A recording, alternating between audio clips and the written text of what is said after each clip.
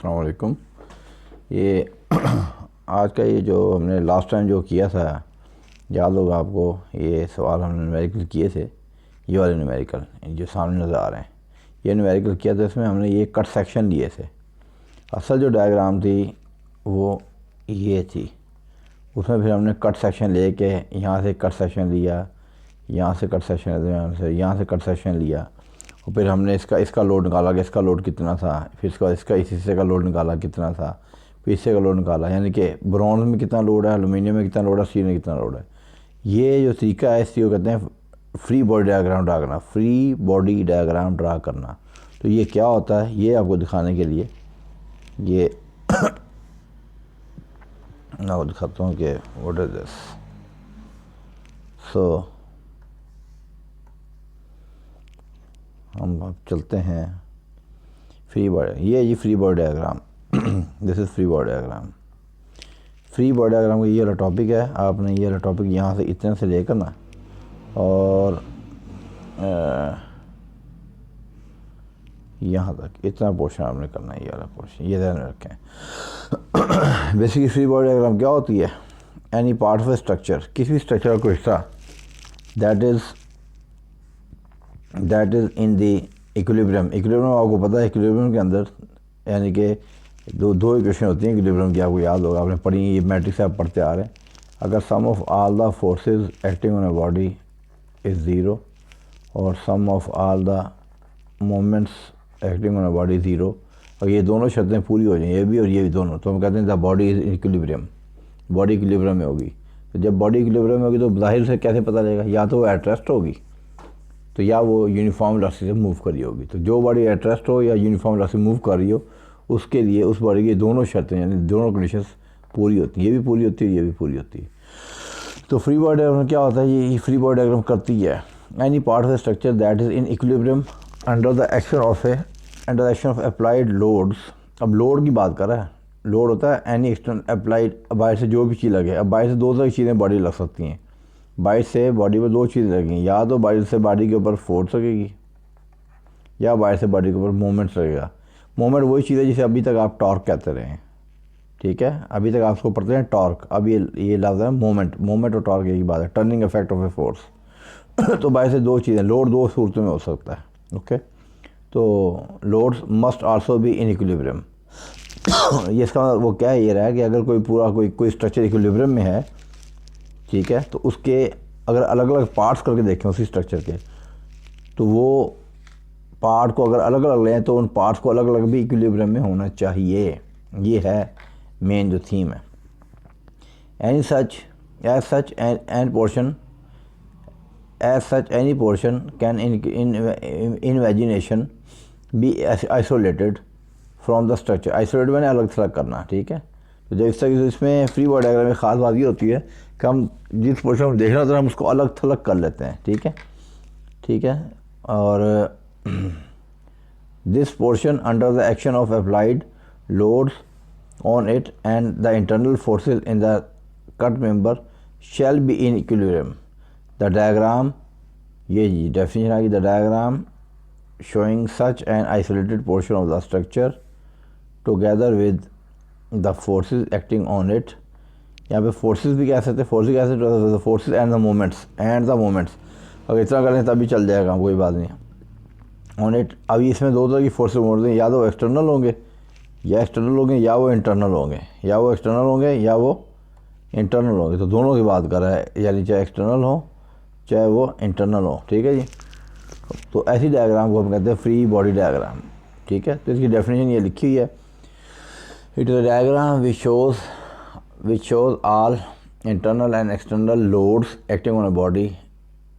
A diagram which shows all internal and external forces and movements acting on a body में और simple कर दिया है, इस कॉल्ड फ्री बॉडी डायग्राम। तो कहता था कॉन्सेप्ट और इसका फ़ायदा क्या है, इसका इस्तेमाल क्या है, इसका यूज़ क्या है। अगर पूछ लेते हैं फ्री बॉडी डायग्राम क्या होती है, इसका इस्तेमाल क्या है, तो ये इसका यूज़ है या इसकी सिग्निफिकेंस भी कहते हैं। सिग्निफिकेंस, इसकी इंपॉर्टेंस क्या है, तो कहते हैं इसका इस्तेमाल क्या है। The concept of free body diagram is very useful in solving problems where internal forces in member of a structure are required to be determined. जहाँ पे अपने इंटरनल फोर्सेज है ना मेंबर की, वो हमने निकालनी हो ना किसी भी उसकी, तो वहाँ पे हम इसको यूज़ करते हैं फ्री बॉडी डायग्राम को, ठीक है जी। टू फाइंड इंटरनल फोर्सेस, अब करते क्या हैं, the condition of static equilibrium are applied to the free body diagram of the cut member. तो यहाँ तक आपने करना, यही चीज़ हमने इस्तेमाल की थी, ये ध्यान में रखें, फ्री बॉडी डायग्राम ही हमने इस्तेमाल की थी। कहाँ पर की थी वो मैं दिखाता हूँ अभी आपको, कि बेसिकली हमने वो कहाँ पर इस्तेमाल की वो मैं दिखाता हूँ अभी आपको। ये जो थी ना, ये जो की है सारी है, ये असल तो स्ट्रक्चर ये था, पूरा स्ट्रक्चर इक्विलिब्रियम में था। मैंने बताया ही था कि 7000 लेफ़्ट को है और 4000 लेफ़्ट को है। ये 4000 प्लस ये 7000, ये दोनों लेफ़्ट को हैं, तो ये दोनों मिलकर बने थे 11000। और ये 9000 और ये 2000 ये राइट पर, कि आप एरो देखें राइट में, तो ये भी 11000। तो बॉडी इक्विलिब्रियम में है बॉडी, इसके ऊपर sum of all the forces acting on the X axis 0, ये सेटिस्फाई हो रही कंडीशन। अब इसके बाद हमारा मसला क्या था, हमें कहा था कि ब्रॉन्ज के अंदर निकालो स्ट्रेस कितनी है, एल्यूमिनियम में कितनी स्ट्रेस है, स्टील में कितनी स्ट्रेस है। उसके लिए फिर हमने इसमें से कट सेक्शन, जैसे वो भी मैं फ्री बॉडी डायग्राम डेफिनेशन बताइए ना, कट सेक्शन गुजारे थे। कट सेक्शन गुजारने का मकसद क्या होता है, हम इतने पोर्शन को आइसोलेट करते हैं। आइसोलेट करना, अलग थलग करना, क्या कर देना, तो हमने इसको अलग थलग कर लिया। देखिए असल तो पूरा मेंबर है ये पूरा, हमने इतने पोर्शन को लेफ्ट वाले को अलग थलग कर लिया। फिर हमने यहाँ से सेक्शन गुजारा था, फिर हमने लेफ्ट वाले ये वाला पोर्शन, तो पूरा वाला पोर्शन हमने इसको अलग थलग कर लिया था, ठीक है। उसके बाद फिर हमने ये गुजारा था, ठीक है। हमने राइट वाला लिया, इसने लेफ्ट वाला लिया, आप चाहें ये वाला ले, जैसे ये कर रहा है। हमने राइट वाला पोर्शन है ये वाला, हमने इसको अलग थलग कर लिया था। अलग थलग करके उसका यही वाली इक्वेशन लगाई, summation F X equal 0 sum, ये सम का निशान, sum of all the forces acting on the X axis must be 0। वहाँ से हमने लोड निकाले थे, और लोड निकाल के ये हमारा लोड आए थे। 4000 आया था ब्रॉन्ज के ऊपर, और 5000 आया था एलुमिनियम पे, और 7000 आया था स्टील पे। उनको इस एरिया से डिवाइड कर हमने स्ट्रेस निकाली थी। तो हमने बेसिकली इंटरनल लोड निकाले पहले फ्री बॉडी डायग्राम यूज़ करके, उसके बाद वहाँ से हमने स्ट्रेस निकाली थी। तो ये फ्री बॉडी डायग्राम का कॉन्सेप्ट, आई होप कि आपको समझ आ गया होगा। सो अब थोड़ा आपको न्यूमेरिकल बता दिए जाएँ। ये न्यूमेरिकल, सबसे पहले आप न्यूमेरिकल देखें, इसमें 3 डायग्राम ये हैं, यहाँ पे दिए हैं, ये डायग्राम है। तो ये वाली डायग्राम एक पहले यूज़ होगी, पहले ये वाली डायग्राम यूज़ हो रही है, ये डायग्राम ऊपर जिसको राइट लगाया। What force is required to punch करना है, ऊपर से एक पंच चाहिए और पंच है पूरा, ये पूरा पंच चाहिए, ये पंच, ये ऊपर नीचे मूव करता है, ऊपर नीचे ये मूव करता है। ऊपर जब आगे नीचे लगेगा, ऊपर से जब आगे इसको स्ट्राइक करेगा तो पी लोड लगाएगा, और पी लोड लगाने से क्या होगा, ये वाला ये प्लेट है, this is plate, this is a plate, जिसके ऊपर रंग करूँ, ये प्लेट है, दिस इज प्लेट, ये प्लेट है सारी। तो ये प्लेट जो होगी ना, ये कट जाएगी, ये प्लेट कटेगी, और कट के क्या होगा, ये प्लेट यहाँ से कटेगी, जैसे इसी जगह से, यहाँ से और यहाँ से, और कट के ये प्लेट है मेरा भाई, ये प्लेट नीचे गिरेगी इस तरीके से, यूँ, ठीक है। पोर्शन ये प्लेट गिर जाएगी, राइट। इसकी उसने 20 मिनट का डाया दिया हुआ है, ये तो हम साइड से देख रहे हैं। अगर हम इसको ऊपर से देखें, ऊपर से यहाँ से आगे देखें, इधर से आगे देखें, इधर से, तो टॉप से जब आप देखेंगे तो ये टॉप से हमें ऐसे नजर आएगी, और साइड से हमें इसकी ये थिकनेस नजर आएगी टी, ठीक है। तो ये जो है इसका डाया है, ये स्ट्रेंथोमीटर, जब तक आप यूनिट डायग्राम में आएगा आप समझ कुछ नहीं आना। ये इसका डायमीटर है, जैसे डाया, और ये जो है ना, ये इसकी थिकनेस है, दिस थिकनेस। तो डाया भी दिया हुआ है 20 मिलीमीटर डाया, और प्लेट की थिकनेस दी है 25 मिलीमीटर है। शियर स्ट्रेंथ भी दिया है 350 मेगा न्यूटन पर स्क्वायर मीटर। आपको पता है जितने मेगा न्यूटन पर स्क्वायर मीटर हों, न्यूटन पर स्क्वायर मीटर को पास करते हैं, जितने मेगा पास्कल हों उतने ही न्यूटन पर स्क्वायर मीटर। ये मैंने लास्ट टाइम बताया था आपको। हमें निकालनी force, what force is required, यानी कि ये पी हमें मालूम करना कि वो कितनी ताकत से आगे ऊपर से आगे लगेगा पंच, इसको स्ट्राइक करिए, पी की वजह हमें निकालनी है। वो कैसे निकालनी है, तो लेट अस सी। ये डायग्राम अपने ध्यान में रखें आप लोग, ठीक है जी। तो चलते हैं उस पेज के ऊपर, सोल्यूशन यहाँ पर किया हुआ है। ये सवाल है जी, ये दिया गया है, ये वही चीज़ है जो पहले बताई थी। ये डाया दिया हुआ है, और ये इसकी थिकनेस दी है, ठीक है। एरिया अंडर शेयर, ये वो साइड है जहाँ से वो कटा है, जब उसने काटा पंच आके लगा ना, तो यहाँ से वो कटा है। तो डाया दिया हुआ, डाया दे दिया, पी निकालना है, टी 25 मीटर, और ये टा जो है ना, ये अल्टीमेट है, यानी ये वो टा दिया, ये इतनी, इस पर जब पी लगेगा ना ऊपर से आगे, तो जब पी ने लगना है तो इतनी स्ट्रेस पैदा होगी तब कटेगा, अगर इससे कम होगी तो ये कटेगा नहीं। तो फिगर कोई वाली सी फिगर 11.11 वही फिगर पीछे थी। इसमें टा का फला वही है पी ओवर ए, और यहाँ से क्योंकि हमने पी निकालना, पी को हमने इधर रखा, ए उधर रखा, टा इंटू ए, ये क्वेश्चन नंबर 1 है। अब सबसे बड़ी अहम बात है टा तो उसने दी है यार सामने, ठीक है, टा तो उसने दी है, तो बाकी रह गया एरिया, हमें एरिया मालूम करना है। अगर हमें एरिया पता लगा जो पी भी निकल आएगा हमारा। एरिया कौन सा है? एरिया आपने वो वाला लेना है। इसे 2 तरह के एरिया हैं। लड़के क्या करते हैं, लड़के बड़ा फेवरेट एरिया लेते हैं, ये ऊपर वाला कि लो जी ये वाला एरिया जनाब, ये दिस एरिया, वो लड़के ये वाला एरिया लेते हैं, बड़े आराम से करते हैं π/4 डी इसके लगता है ना, बस इसके अलावा इन्हें कोई एरिया आता ही नहीं भाई। ये हमेशा एक ही एरिया नहीं रगड़ते, देखना होता है कि आपका कौन सा एरिया, आप वो देखना आप नहीं है कि ऊपर से पंच लगा तो ये कटी कहाँ से है, ठीक है, ये कटिंग जो है ना इसकी साइड से हुई है, इस कटिंग इसकी साइड से, जिसको शेड कर ये यहाँ साइड से कटी है, ठीक है, ये साइडों से कटी, साइड से, ऊपर से तो आगे लगा है सिर्फ वो, ये इसके ऊपर वो आगे उसने आगे स्ट्राइक किया है, उसके ऊपर आगे उसने यहाँ पर स्ट्राइक किया टॉ, लेकिन यहाँ से कटिंग नहीं, कटिंग साइड से हुई है। तो जो एरिया ना, एरिया अंडर शेयर वो आपने निकालना, वो क्या है πd। πd क्या है? πd इसका सर्कमफेरेंस है, 2πr जिसे आप बोलते हैं, πd ये इसकी लेंथ है। सर्कमफेरेंस क्या होता है? किसी दायरे की आउटर लेंथ, ठीक है जी, ये इसकी लेंथ है, और मल्टीप्लाई बाई टी इसकी थिकनेस है।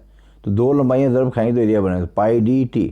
तो ये आपकी πdt हमारे पास आ गया। इसमें इक्वेशन पुट कर दो, टा ए की जगह πdt लगा दो, ठीक है। टा 350 है, बताया था मेगा न्यूटन पर स्क्वायर मीटर विथ न्यूटन पर स्क्वायर मिलीमीटर होता है, इनटू पाई, ये पाई आ गया, दिस इज पाई, ये पाई है, और डी की जगह 20 आ गया मेरा, और टी की जगह 25 आ गया। तो यहाँ से आगे जवाब आ गया 549,500, ये 4 है, ठीक है, थोड़ा डिम हुआ है, 549,500 न्यूटन, 1000 से डिवाइड करो तो 550 किलोमीटर, ये आपका आंसर है। तो इसमें अहम बात जो थी वो सिर्फ सवाल करके ना, वो कैलकुलेशन करके वो खुशी नहीं मनानी। असल बात ये कि खुशी तब मनाए जब आपको समझ आएगा यार एरिया कौन सा लेना है। असल बात सारी गेम ही इसकी है एरिया की, बाकी सब कुछ दिया हुआ है। जो एरिया शेयर होगा, जहाँ से कटिंग होगी, वो वाला एरिया लेना है। पहली बात तो उस एरिया को पहचानो कौन सा एरिया हो रहा है, डिस्टर्ब हो रहा है, और उसके बाद फिर ये पहचानो कि उसको एरिया को निकालना कैसे, ठीक है बात। तो जब तो ये नहीं पहचानो तो कुछ भी नहीं होना आपसे। तो इस चीज़ को पहचानो, जिसको समझ आ गई है वो मुतमईन हो जाएगा, ठीक है यार मुझे समझ आ गई बात। अगला सवाल जब पेज नंबर, ये प्रॉब्लम नंबर 117 है, प्रॉब्लम नंबर 117, वो कैसे करना है, लेट अस सी। सो ये कौन सा 117, फिगर नंबर 11B, अच्छा वो ये वाला सवाल है। ये देखो भाई, ये 117 सवाल है, ये सवाल 117, राइट जी। Find the smallest diameter bolt का डाया निकालना, बोल्ट का dia that can be use, जो इसे इस्तेमाल करें इन द क्लेविस। क्लेविस क्या है वो दिखाता हूँ ये आपको, इन फिगर 1.11B, ठीक है। इस क्लेविस में से गुजर रहा है वो बोल्ट, उसका डाया निकालना। इफ़ पी की वैल्यू 400 किलो न्यूटन है, इसको न्यूटन में कन्वर्ट करना होगा। द शेयरिंग स्ट्रेंथ, जब लफ्ज़ आता है ना शेयरिंग स्ट्रेंथ, तो इसका मतलब ये वो स्ट्रेंथ है, यानी ये वो शेयर है जिसे फेलियर होती है, जिस पर कटना है उसने, ठीक है। फॉर द बोल्ट का जो मटेरियल उसकी शेयरिंग है 300 मेगा पास्कल का मतलब फिर वही मैं बताया कि न्यूटन पर स्क्वायर मिलीमीटर। शेयरिंग स्ट्रेंथ का वर्ड यूज़ कर रहा है वो, शेयरिंग स्ट्रेंथ, ठीक है। यही लफ्ज़ उसने सेम शेयरिंग स्ट्रेंथ का वर्ड इसने यूज़ किया पिछले उसके अंदर भी, और वो कैसे यूज़ किया आप देखेंगे तो आपको खुद ही आइडिया हो जाएगा कि ये देखें यहाँ भी उसने शेयर स्ट्रेंथ का वर्ड किया, शेयर स्ट्रेंथ। सो यहाँ भी वो शेयर स्ट्रेंथ का वर्ड यूज़ हुआ, शेयर स्ट्रेंथ, राइट जी। शेयर स्ट्रेंथ वो तो यहाँ भी फेलियर हुआ था, और अब वो ये वाली फिगर बी फिगर की बात है 1.11B। ये भाई ये देखें, ये एक शेप है, ठीक है। ये 2 कंपोनेंट है, एक ये वाला कंपोनेंट है और एक ये वाला कंपोनेंट है स्ट्रेट का, इन दोनों को जोड़ रहा है ये वाला बोल्ट, इसमें होला है, इसमें भी होला है, बोल्ट इसमें गुजर के, यहाँ से गुजर के ना, और यहाँ जाके ना ये इसके ऊपर एक नट कसा हुआ है।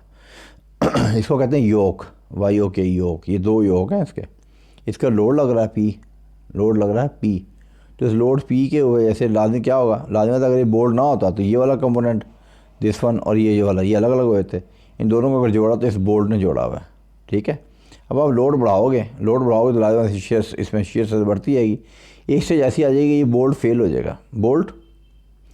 कैसे फेल हो जाएगा, यहाँ से फेल होगा, यहाँ से ये यहाँ से, इस सेक्शन से, एक यहाँ से और ये एक जगह से फेल नहीं, अगर यहाँ से फेल हो जाए ना और यहाँ से ना हो तो ये निकलेगा नहीं।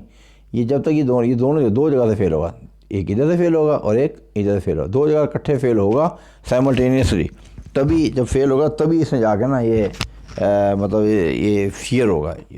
तो ये शेयर होगा तो ये जो बोल्ट है इसका एक पोर्शन नीचे रह जाएगा, ये वाला पोर्शन ऐसे करके यूँ, ठीक है, इतना पोर्शन है वो बोल्ट वाला ये रह जाएगा, और जो बीच वाला पोर्शन है ना ये ऊपर वाले इस ये बीच वाला पोर्शन है ये तो उसके साथ चला जाएगा, और जो बीच वाला पोर्शन है उसके साथ नीचे आ जाएगा, ठीक है। ये वाला पोर्शन ये ले जाएगा, और ये वाले जो दो पोर्शन है ना ये वाले ये इसके ऊपर वाले पोर्शन चले जाएंगे। तो इस तरीके से फेलियर हो जाएगा, यहाँ से ये सेक्शन ये फेल हो रही है, ठीक है। तो हमने ये निकालना कि कैसे करना है इसका, हमने इसका डायमीटर निकालना, सिंपल दैट, कोई तो मसला नहीं है ठीक है।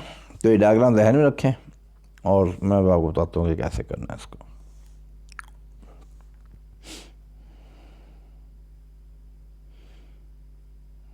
ये देखें जी 170 नंबर सवाल है, ठीक है भाई, प्रॉब्लम नंबर 17।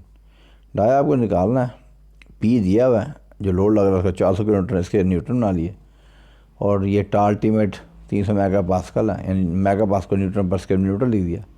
फिगर कहता है 1.11 वी, वही वाली जो योक वाली फिगर है। This bolt will share from 2 parallel section, ये शेयर हो जाएगा 2 पैरेलल सेक्शन से, ठीक है, 2 पैरेलल सेक्शन से साइमल्टेनियसली। पैरेलल सेक्शन से शेयर होने का मतलब क्या है, तो भाई इसका मतलब ये है कि भाई साहब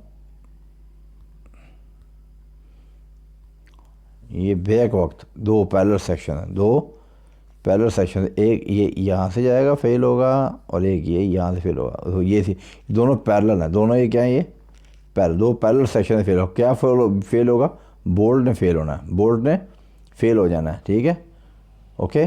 तो यहाँ से फेल हो जाएगा। अब देखें ये 2 जगह फेल हो रहा है, तो अगर ये एक जगह से फेल होता है तो कहते हैं case of single share.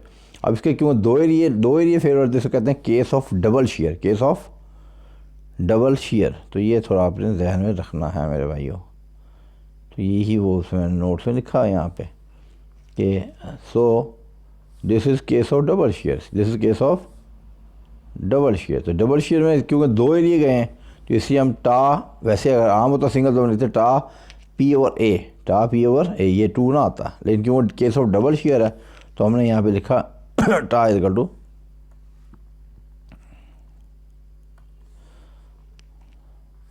P over 2a, P over 2a लिखा भी आगे, 2 is due to double share.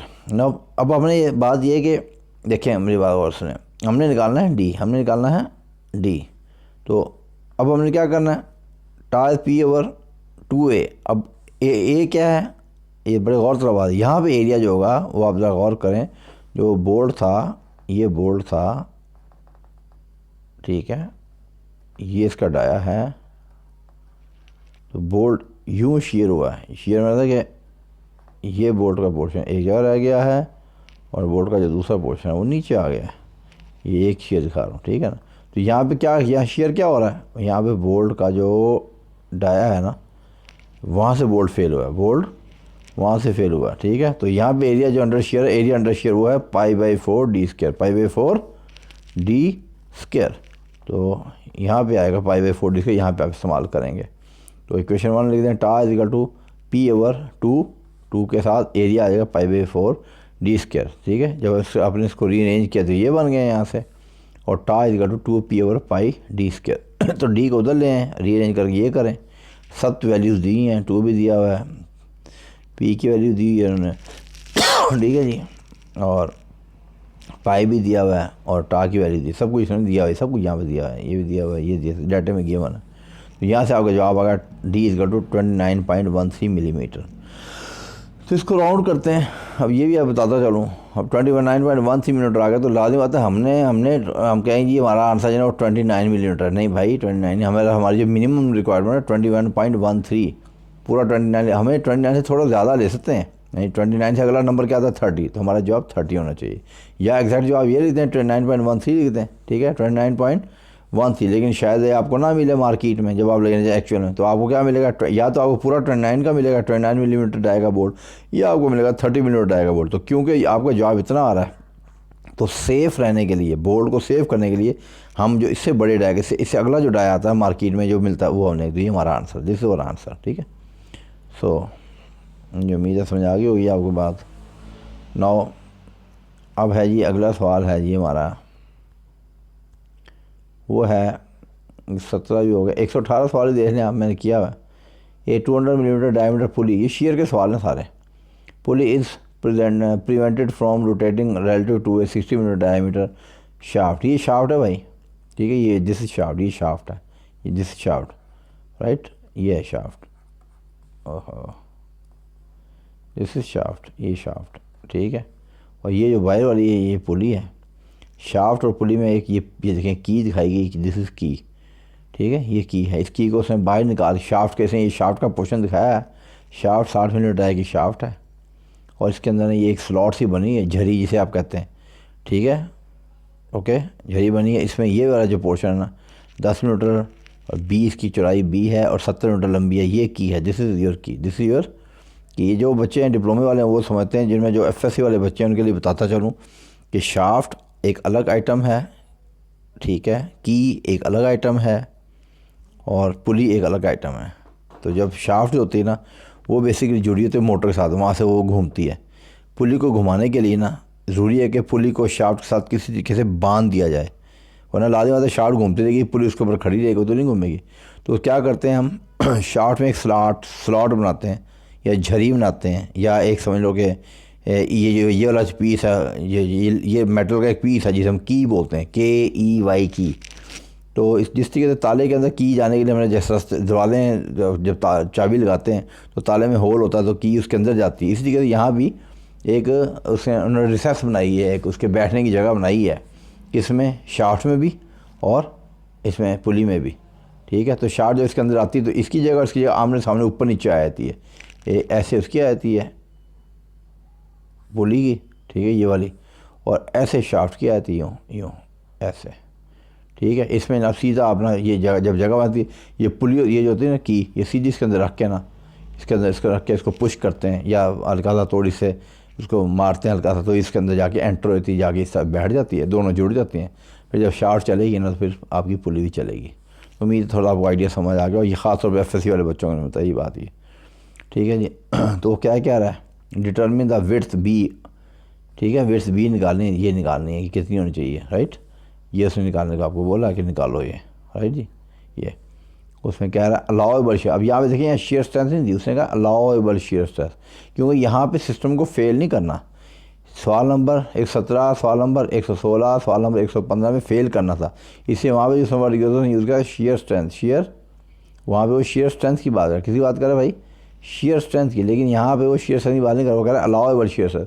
Allowable का मतलब ये वो स्ट्रेस है जो हमने अलाउ की है, यानी ये अलाउएबल मैंने वर्किंग स्ट्रेस, इसके ये अगर स्ट्रेस पैदा हो जाए ना उसने 60 मेगा पास्कल की, तो ना की फेल होगी, ना शार्ट फेल होगी, ना पुली फेल होगी, सिस्टम काम करता रहेगा, सिस्टम काम करेगा। तो ये यहाँ पे अलाउएबल का, अलाउएबल भी कहते हैं इसको, वर्किंग भी कहते हैं, वर्किंग WORKING वर्किंग, इसको और भी काफ़ी सारे नाम है, वर्किंग स्ट्रेस, ठीक है। इस तरह से यहाँ पे वर्किंग स्ट्रेस दी है। तो इसका सोल्यूशन कैसे करना है, ये अब डायग्राम देख लें आप लोग इस तरीके से, अब मैं आपको दिखाया तो कैसे करना है। ये देखो ऐसे ये की दिखाई है, ये बी है, ये 70 मिलीमीटर 70 मिलीमीटर है ये, ठीक है, इससे बड़े, ठीक है। इस तरीके से ये जो मैंने शेड किया ना बेसिकली, ये शेड मैंने क्यों किया, जब ये शेयर होगी ना, अगर शेयर हो, अगर इसने शेयर होना नहीं है, या आप बता दें कि कौन सा एरिया जो शेयर हो सकता है या जिसके ऊपर शेयर सेट कर रही है, ये बेसिकली मैंने इस वाली की के दो हिस्से कर दिए, ये वाला जो हिस्सा, ये वाला हिस्सा जो होगा ना, ये होगा उसके अंदर पुली के अंदर, पुली में, ठीक है, और ओके, और ये वाला जैसा होगा ना ये होगा शाफ्ट के अंदर, राइट। तो अगर ये फेल होगा तो ये जो मैंने शेयर वाला पोर्शन किया ना यहाँ से फेल होगा, लंबे यूँ फेलियर हो जाएगा, ओके, राइट। तो इसे कहते हैं शेयर फेलियर, इसे क्या कहते हैं, शेयर फेलियर। बेसिकली क्या होगा कि जब शाफ्ट घूमेगी तो इसके ऊपर इस तरीके से शेयर लोड ऐड करता होगा, और जो पुली है पुली के ऊपर इस तरीके से ऐड करता होगा। ये दो पैरेलल लोड हैं, जो मैंने आपको शेयर स्ट्रेस की डेफिनेशन बताई थी। दो पैरेलल लोड होते हैं, पैरेलल लोड, ठीक है, ओपोजिट होते हैं। दो इक्वल पैरेलल ओपोजिट लोड, दो इक्वल पैरेलल ओपोजिट लोड जब किसी बॉडी में ऐड करते हैं तो उसमें शेयर स्ट्रेस पैदा करते हैं। तो शेयर स्ट्रेस निकालने के फॉर्मूला टी इजकल टू टा इजकल टू पी ओवर ए, टा इजकल टू पी ओवर ए, टा इजकल टू पी ओवर ए, जिसमें पी और ए आपस में क्या होते हैं, या पैरेलल होते हैं या टेंजेंट होते हैं। अब आप देख लें, या तो ये बिल्कुल टेंजेंट है, इसको टच कर रहा है इसको, या इसके पैरेलल है, या इसके पैरेलल। तो यहाँ पे हमने कैसे निकालना वो मैं दिखाता हूँ आपको। तो सबसे पहले इसने कहा है कि टॉर्क, अब उधर टॉर्क कैसे निकालते हैं। टॉर्क पुराना आप पढ़ते रहे कि कुव्वत ज़रब कुव्वत का बाजू, फोर्स इंटू मोमेंट आर्म, ठीक है। तो टी, ये टी टॉर्क है, ये टी है और ये टा है, दोनों फ़र्क करें।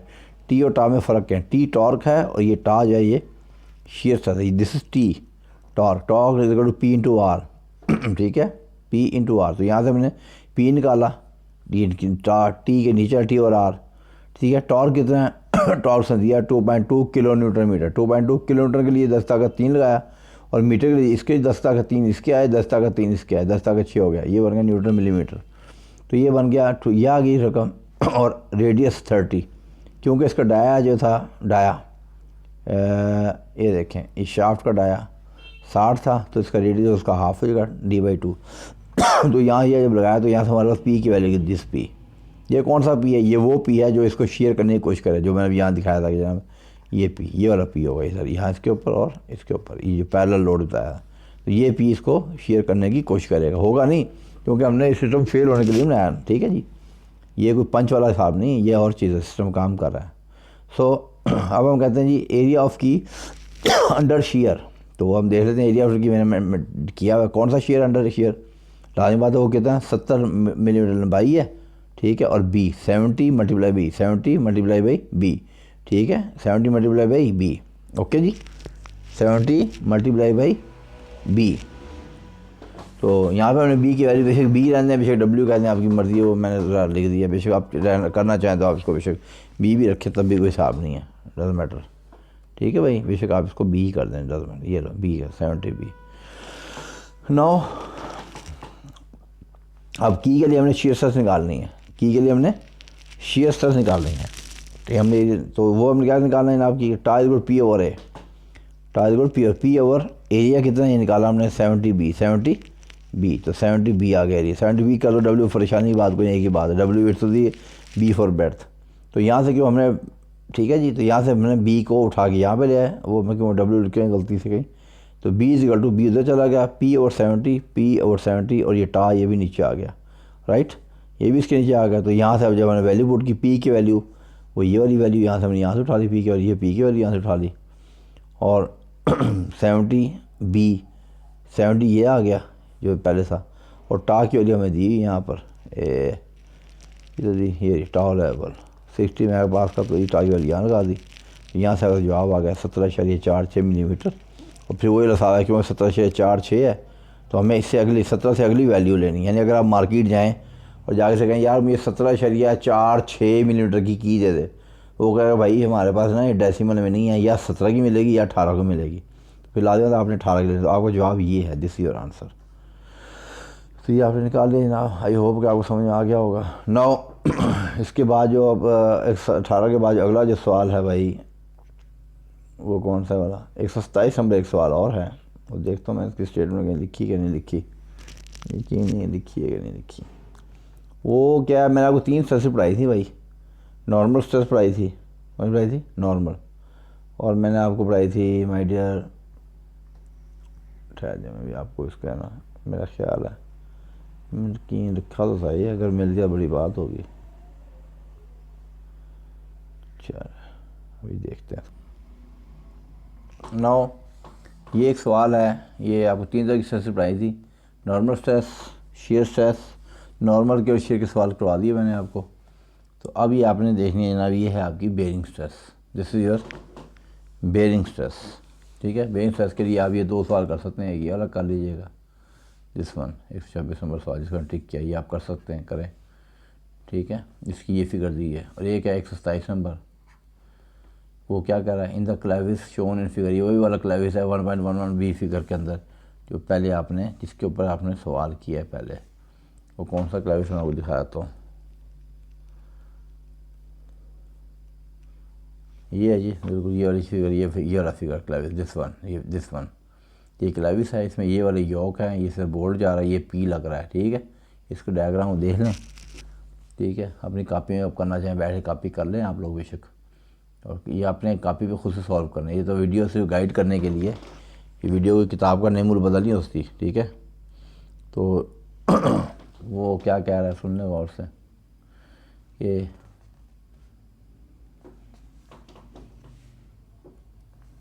इन the clevis shown in figure 1.11 B on page 16 find the minimum bolt diameter. ये यहाँ भी मिनिमम बोल्ड डायमीटर निकालना, मिनिमम बोल्ड डायमीटर एक निकालना, and the minimum thickness of each yoke, thickness निकालनी किसकी, योक की, ठीक है। वो जो योक बताया था ना आपको कि वो जो यू सा यू बना यू कर यू, तो ये जो ये योक है, इसकी थिकनेस टी, ठीक है। ये दोनों बराबर हैं, थिकनेस टी, ये निकालनी है मैंने, ठीक है। ये वहाँ योग बना हुआ इधर, राइट, तो वो निकालनी है आपने। तो ये उसकी बात कर रहा है, that will support a load of P, P दिया हुआ है 14 किप्स, ये पी ऊपर लगता था, पी लग रहा था ना, उसमें पी दिखाया था, ये पी निकालना कि ये पी दिया हुआ, सॉरी निकालना, पी दिया हुआ, टी निकालना है और डाय निकालना है उसका बोल्ट का, राइट। सो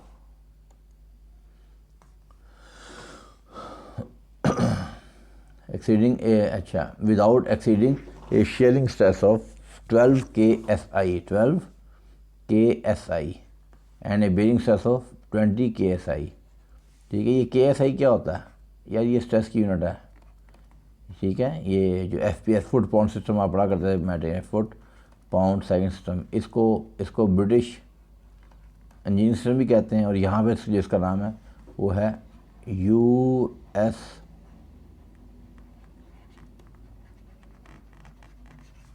customary units, US custom unit. यहाँ पे ये है, बेशक ये कह रहे हैं, बेशक FPS कह रहे हैं, बेशक आप इसको ब्रिटिश इंजीनियरिंग सिस्टम कह रहे हैं, जो भी कहना चाहें।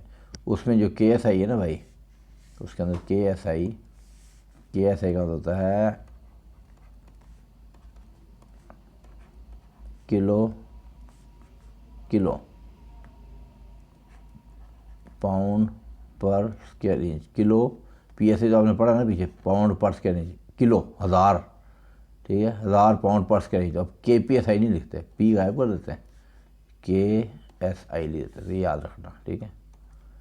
सो ये सवाल है आपका, तो इसमें आपने ये ध्यान में रखेंगे, आपने निकालना क्या है, एक आपने निकालनी है थिकनेस ऑफ द बोल्ट निकालना है, ये भूलना नहीं चाहिए कभी, मिनिमम बोल्ट डायमीटर, निकालना, minimum bolt diameter, and thickness of each yoke, एक योक की निकलेगी दूसरे की भी उतनी होगी, थिकनेस ऑफ ईच योक, तो ये निकालनी है आपने। तो आई होप कि आपको समझ आ गई होगी। सवाल मैं सोल्यूशन दिया हुआ है, तो वो आपको दिखाते हैं कि आपको कैसे करना है।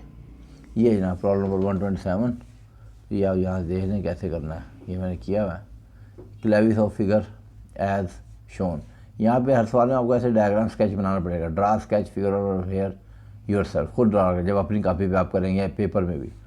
तो डाया बोल्ट निकालना हमने और थिकनेस निकालनी योग के लिए, पी दिया हुआ 14 किप्स का मतलब किलो पाउंड पर स्केच, तो किलो 10 ताकत 3, ये 10 का 3, 14 × 10⁻³ PSI, या ठीक है। ये किप्स है, सॉरी किप्स, ये फ़र्क सुनने दोबारा, ये मैं फिर बता दूँ, जो किप्स है ना, किप्स ये है लोड की यूनिट, ये है यानी कि ये 1000 पाउंड का एक किप्स होता है, और एक है KSI, ये है kilo pound, kilo KPI, kilo pound पर स्क्वायर, तो वो पी खा जाते हैं हम लोग लिखने में। KSI ये स्ट्रेस की यूनिट है, स्ट्रेस की यूनिट है, ये लोड की यूनिट है। और आपको पता है लोड को एरिया से डिवाइड करेंगे, लोड को एरिया से डिवाइड करेंगे तो स्ट्रेस आती है, ठीक है। लोड को एरिया से डिवाइड, तो नीचे जब एरिया डिवाइड करते हैं वो पर स्क्वायर इंच, जो स्क्वायर इंच है वो एरिया का आ रहा है, किलो पाउंड पर स्क्वायर इंच। तो ये फ़र्क आप कर लें, किप्स लोड की यूनिट है और जो KSI है वो स्ट्रेस की यूनिट है, तो ब्रैकेट में ये भूलना नहीं है। आप ये नहीं कह सकते तो बताओ इंजीनियर लो जी हमें तो ऐसा ही सिस्टम के ऊपर ट्रेन किया हुआ। नहीं भाईजान, आप इंजीनियर बनने जा रहे हैं, आपको दोनों सिस्टम देखने हैं, ठीक है, फील्ड में सारा कुछ चलता है। तो टा अलाउेबल है, टा अलाउेबल, इसको टा अलाउेबल भी कहते हैं, ठीक है, अलाउेबल, या इसको टा वर्किंग भी, दोनों बातें चलती हैं, ठीक है। टा अलाउेबल भी कहते हैं और टा वर्किंग भी कहते हैं। सो सिग्मा बी, उसमें बेरिंग स्ट्रेस भी दी इस बार है 20 KSI, ठीक है। तो 20 को 10⁻³ PSI। अब पहले सबसे पहले बोर्ड के लिए करें, सबसे पहले बोर्ड निकालेंगे, वही वाला जो बोर्ड वाला सवाल वैसे ही करेंगे जैसे हमने वो पहले शेयर वाला सवाल किया था। सवाल नंबर पता गालबन मैंने 117 गालबन किया था मैंने, ठीक है ना। टा इक्वल P ओवर है, ये भी वही बात, this is case of double share, जैसे पहले बता चुका मैं। टा इक्वल P ओवर 2 है क्योंकि बोर्ड दो जगह से शेयर होगा। तो यहाँ पे मैं टा की वैल्यू दी ही है, ये दी 12 × 10⁻³ वो वैल्यू पुट कर दी। पी की वैल्यू दी 14 × 10⁻³ वो भी दिया हमें, ये वाला ये दी दिया, ये भी वैल्यू पुट कर दी। 2 × π/4 और यहाँ डाया वोल्ट का स्क्वायर। तो यहाँ से हमने वैल्यू निकाली रीअरेंज करके, तो 0.862 इंचज़ आ गई, ये हमारा एक आंसर आ गया। ये एक चीज़ हमारी हल हो गई। अब योग के लिए आ जाएँ। योग के लिए क्या करना है, sigma B equal P over A B, formula वही है, वहाँ P ओवर ए था, ये भी P ओवर ए, ठीक है। लेकिन वो टा था, ये sigma bearing, B for bearing, P for load, ठीक है, और एरिया फॉर बेरिंग, ठीक है। Bearing area is projected area of the hole. Projected area क्या होता है, what is projected area? Projected area ऐसे होता है जैसे आप दीवार के साथ खड़े हो जाएं, खुद खड़े हो जाएं, और सामने अपने किसी भाई को सामने, बिल्कुल सामने खड़े हो, आपके ऊपर लाइट डाले तेज़, ठीक है। जब लाइट डालेगा ना आपके ऊपर, तो दीवार के ऊपर आपका साया बन जाएगा, क्योंकि आप लाइट को रोक के पूरी दीवार रोशन होने के लिए दीवार पे आपका साया आ रहा होगा। वो जो साया है ना, वो आपकी प्रोजेक्शन है, आपकी प्रोजेक्शन है, उसका एरिया निकाल लो, वो आपको प्रोजेक्टेड एरिया। तो इसी के यहाँ प्रोजेक्टेड एरिया निकालते हैं। Bearing area is projected area of hole in each yoke, in each yoke, यानी होल का प्रोजेक्टेड एरिया, होल का प्रोजेक्टेड एरिया, ठीक है। तो 2 yokes are jointly facing bearing stress. देखें 2 योक हैं, ध्यान में रखें आप लोग, ये 2 योक हैं, मैंने पहले बताया आपको, दीज आर 2 योक्स। तो आप ये जैसे केस ऑफ डबल शेयर था ना, तो ये भी केस डबल है, ठीक है। 2 योक्स है, दीज आर 2 योक्स, एक योग ये रहा और एक योग ये रहा होगा, ठीक है। तो ये इधर भी बेरिंग स्ट्रेस आ रही है, तो ये case of double bearing, case of एक योग नहीं, केस ऑफ डबल बेरिंग है। तो वो यही बात कर के भाई 2 योक्स हैं। तो क्या है, 2 योक्स आर ज्वाइंटली इकट्ठे facing bearing stress, so it is case of double bearing. तो इसीलिए यहाँ पे 2 आ जाएगा, यहाँ पे 2 आएगा, sigma B P over 2AB। तो यहाँ पे सिग्मा बी की वैल्यू उसने दी है आपको, जैसे सिग्मा बी, राइट, ये वैल्यू पुट कर दी। P की वैल्यू, P तो वही है दोनों के लिए, P सेम है, भाई से लोड एक ही रहता है, P वही लग रहा है, ठीक है। और 2 × अब जो एरिया ले रहे हैं, एरिया ये बड़ा इंटरेस्टिंग है। एरिया कौन सा लेना है ये मैं आपको यहाँ दिखाता हूँ, अभी आप खुद देख लें आप यार। बेसिकली ना मैं थोड़ा योग को बड़ा कर बना दूँ, ये देखो एक योग जो है इस तरीके से यूँ योग, ये यूँ है एक योग, ठीक है। उसमें ऐसे सुराख है जिसमें से बोल्ट गुजरा हुआ है, जिसमें से बोल्ट गुजरा हुआ है। तो ये हमने सिर्फ होल को देखना है, दिस होल, ठीक है। इस होल की जो लंबाई है ना, वो उसकी थिकनेस के बराबर है, बोल्ट की, इसकी योग की जो थिकनेस है ना, वो उस बोल्ट, इस होल की लंबाई है, इस होल की लेंथ है, ठीक है। और इसकी जो चौड़ाई है ना, वो बोल्ट के डाय के बराबर है, बोल्ट के जो बोल्ट इसमें गुजर रहा है उसके डाय के बराबर है। तो ये बन जाएगा D × T, D × T। तो ये इसने लिखा D × T, ठीक हुई बात ना। तो ये 2 आ गया, ओके, और 2 आ गया, मेरी बात समझ आ रही। अब क्योंकि हमने T निकालना है, हमने क्या निकालना है, T, तो T को हम उठा के ले जाएंगे दूसरी साइड पर, और वहाँ से सिग्मा B 20 × 10⁻³ वो नीचे आ जाएगा, राइट जी। 20 × 10⁻³ नीचे आ जाना। तो ये मुझे उम्मीद है कि आपको याद है, ये बात भूलना नहीं है। ये 10⁻³ ऐसी नजर नहीं आ रहा कि ये 10⁻³ को यहाँ के इससे कैंसिल कर दिए, कैंसिल करके, ठीक है, 20 नीचे आ गया, ठीक है जनाब। 2 ये मौजूद है, और D योग का डाया वो बोल्ट के डाया के बराबर है, जो बोल्ट का हमने डाया ऊपर यहाँ में निकाला 0.862, वो 0.862 हमने यहाँ पे लगा दिया, ठीक है बात। ये 14 ऊपर पहले मौजूद है, तो यहाँ से हमारे पास ये वैल्यू होगी 0.406 इंचज़। ये एक योग की थिकनेस आ गई। तो दिस इज आवर क्वेश्चन, जितनी एक की है इतनी दूसरे की होगी। तो ये हमारा क्वेश्चन सॉल्व हो गया। तो ये मैंने आपको बेरिंग स्ट्रेस का सवाल करा दिया ताकि आप लोग प्रॉब्लम ना हो। बाकी अगर किसी को कोई मसला आए तो फिर वो मेरे से पूछ ले कि सर हमें मसला आ रहा है, तो ये आपने सवाल करने सारा है, आपने छोड़ना कोई नहीं है, जितने सवाल मिल जाए अच्छे हैं। Right, okay, thank you very much.